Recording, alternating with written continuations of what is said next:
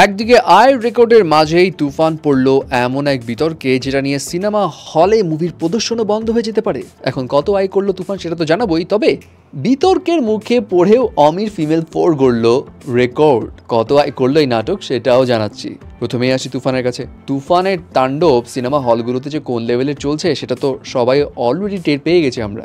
129টার মতো single screen cinema হলে এই মুভি তো চলছেই, এছাড়া মাল্টিপ্লেক্সগুলোতে সর্বোচ্চ শো চলছে এই তুফানের। ফর এক্সাম্পল একা এই সিনেপ্লেক্সেই গতকাল থেকে চলছে প্রায় 58টার মতো শো।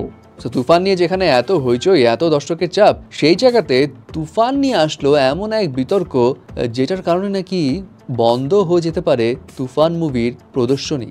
বিষয়টা হলো, এই সিনেমায় একটা সিন ছিল যেখানে সাকিবের কিশোর বয়সে যেই রোলটা থাকে সেই ক্যারেক্টারটা একজনের একদম গলা কেটে দেয়। তো ওই সিনটা নাকি ব্লার করে দেওয়ার কথা ছিল এবং মৌখিকভাবে নাকি সেন্সর বোর্ড ব্লার করে দিতে বলেছিল, বাট মুভির সংশ্লিষ্টরা সেটা ব্লার না করে দিয়ে অবাধে চালাচ্ছে এবং এটা নিয়ে উঠেছে এখন আপত্তি যে এমন সেন্সিটিভ একটা দৃশ্য এইভাবে কেন সিনেমা হলে দেখানো হচ্ছে।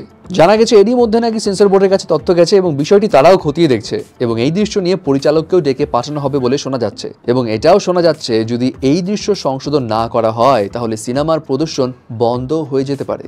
সো দেখা যাক আলটিমেটলি কি হয়। সেটা যাই হোক, যেটা হবে হবে। তবে তুফানের যেই লেভেলের চাপ, যেই লেভেলের দর্শক চাহিদা, সেটার উপর বেস করে সবারই একটা আগ্রহ রয়েছে এই তুফান মুভিটা কত ইনকাম করেছে।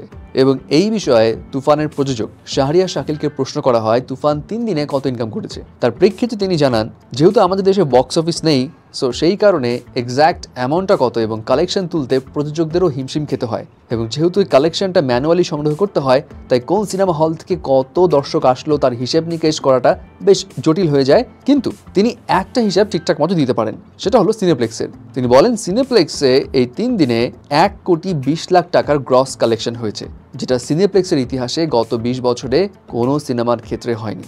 বুঝতে পেরেছেন তো? গ্রস কালেকশন 3 দিনেই এক সিনেপ্লেক্স থেকে 1,20,00,000। তাহলে তুফানের তাণ্ডব কোন লেভেলে পৌঁছেছে? এখন তো শো আরও বেড়েছে, সো এটা কোন লেভেলে যে যাবে হু নোজ।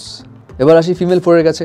ওই কোকা কোলার বিজ্ঞাপনকে কেন্দ্র করে সমালোচনার মুখে তো পড়েছিল নির্মাতা কাজল আরিফিন অমিও। সেই বিতর্কের জেরে ফিমেল 4কে বয়কটে ডাক দেয় দর্শকরা, নেটিজনরা একদম জিনিসটা ভাইরাল করে দেয়, বয়কট করো বয়কট করো বয়কট করো এটা বলে। বাট আলটিমেটলি বয়কটের প্রভাব কি পড়েছে?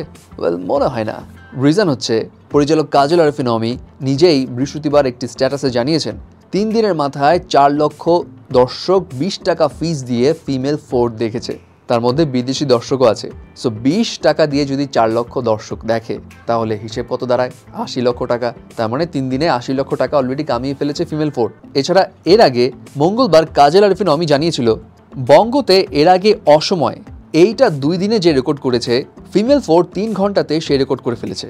দেশ বিদেশ থেকে 2 লাখেরও বেশি দর্শক শুধুমাত্র রিলিজের প্রথম 3 ঘন্টায় এই রেকর্ড ভেঙে দেয়। সো বুঝতেই পারছেন, বয়কট করলেও মানুষজন এটা কিন্তু ঠিকই দেখছে। হ্যাঁ, যদিও এই নাটক নিয়ে একটু মিক্সড রিয়াকশন আছে, বাট দেন এগেইন ভিউজের রেকর্ড তো করে ফেলেছে।